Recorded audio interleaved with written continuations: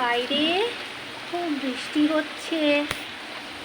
এই যে সোলোমন এসে আমার সামনে দাঁড়িয়েছে।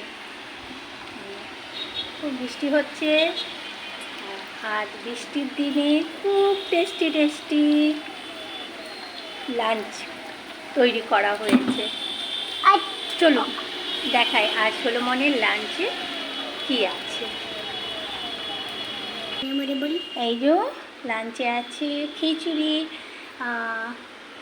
অনেক ধরনের ডাল দিয়ে খিচুড়িটা করা হয়েছে। এই যে কুমড়োর পকোড়া করা হয়েছে। এই যে সোলোমন খাচ্ছে। কি পকোড়াটা কেমন টেস্টি?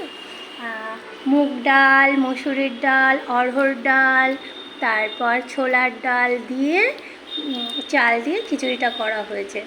ঝাল হয়নি, একটু হালকা ঝাল হয়েছে, কারণ সোলোমনের জন্য করা হয়েছে তো তাই হালকা ঝালটা আমরা হাজব্যান্ড ওয়াইফও খেয়ে নেবো, কোনো অসুবিধা নেই। আর তুমি বারবার কেন পকোড়া খাচ্ছ? খিচুড়িও তো খেতে হবে, তাই না? হ্যাঁ,